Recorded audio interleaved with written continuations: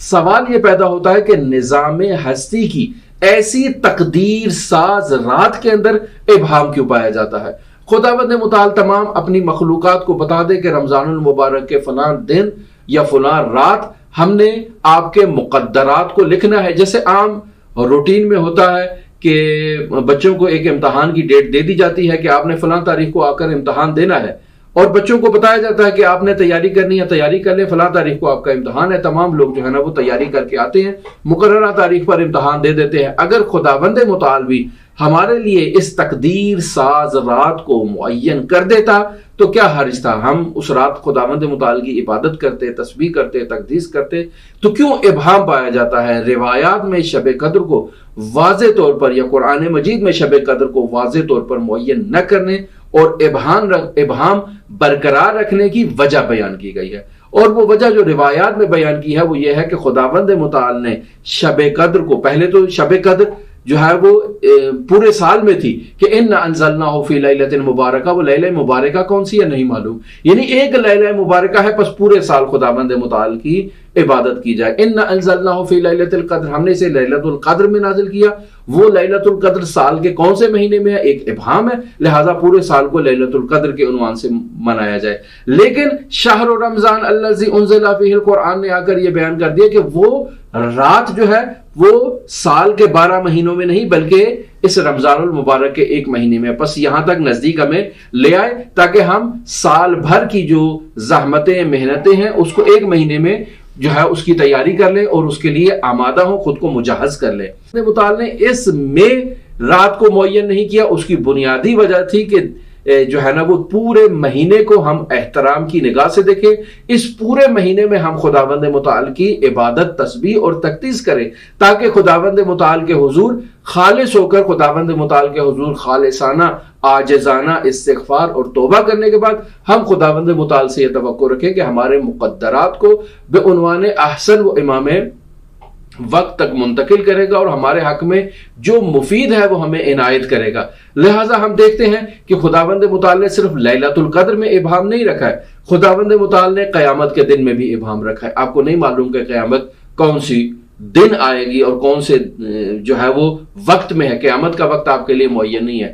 اس کی وجہ کیا ہے؟ اس کی وجہ یہ کہ ممکن ہے ابھی آدھے گھنٹے بعد قیامت آ جائے، ممکن ہے 1 گھنٹے بعد قیامت آ جائے، ممکن ہے 1 دن بعد قیامت آ جائے، 2 دن بعد قیامت آ جائے، یہ مجھے معلوم نہیں ہے. لہٰذا میری ذمہ داری ہے کہ میں ہر آنے والے لمحے کو قیامت والا لمحہ سمجھ کے خود کو قیامت کے لیے اور پرسش و پاسخ کے لیے اور خداوند متعال کے حضور سوال و جواب کے لیے میں خود کو تیار رکھوں.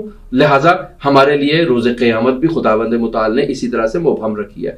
اسماء اعظم میں بھی خداوند متعال نے اسم اعظم کو مبہم رکھا ہے. کون سا اسم اعظم ہے؟ ہم نہیں کہہ سکتے کہ اسم اعظم فلاں جو ہے وہ حروف تہجی پر مشتمل اسم جو ہے وہ اسم اعظم ہے، ہمیں نہیں معلوم. خداوند متعال کے لیے اسماء حسنہ ہے، ہمارے لیے یہ اسماء حسنہ کون سا وہ اسم جو اسم اعظم ہے ان اسماء حسنہ کے اندر، ہمارے لیے خداوند متعال نے اس کو معین نہیں کیا ہے. لہٰذا آپ دیکھیں دعا کی قبولیت کا وقت کون سا وقت ہے؟ ابھی اسی وقت آیا دعا قبول ہو سکتی ہے؟ ممکن ہے ہو سکتی ہے، کیوں نہیں ہو سکتی ہے؟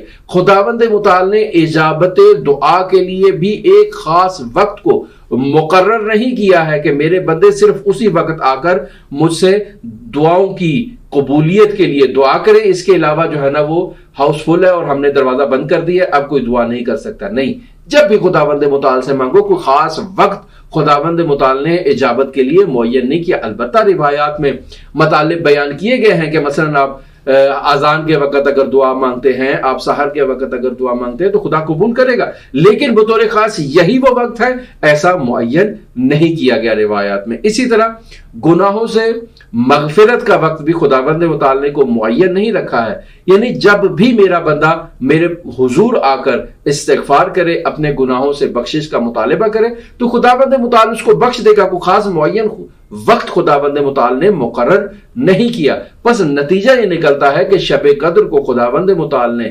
مخفی رکھا ہے اس کی وجہ یہی ہے کہ بندوں کو یہ خداوند متعال نے ایک فائدہ پہنچایا ہے کہ وہ ہر لمحے کو اپنے لیے جو ہے وہ قدر کا لمحہ سمجھے، ہر رات کو اپنے لیے لیلۃ القدر سمجھے، اور بطور خاص رمضان المبارک کی ان تمام راتوں کو اپنے لیے لیلۃ القدر سمجھیں اور ان تمام راتوں کا احترام کریں، اور ان راتوں میں خداوند متعال کی تسبیح و تقدیس کریں، استغفار کریں، اور وہی اعمال جو لیلۃ القدر میں انسان انجام دیتا ہے ان اعمال کو انسان انجام دے۔ لہذا حضرات ائمہ معصومین علیہم الصلوۃ والسلام کی سیرت طیبہ میں اس چیز کو مشاہدہ کر سکتے ہیں، علماء اور بزرگان کی سیرت طیبہ میں اس چیز کو دیکھ سکتے ہیں کہ وہ لوگ بھی ایسا ہی کرتے تھے اور رمضان المبارک کو نہایت احترام کے ساتھ وہ منایا کرتے تھے، بالخصوص خاص آخری عشرے کو، کہ جس میں باقاعدہ اپنے بسترے لپیٹ دیے جاتے تھے اور باقاعدہ طور پر خداوند متعال کی عبادت، تسبیح اور تقدیس میں وقت کو گزارا جاتا تھا۔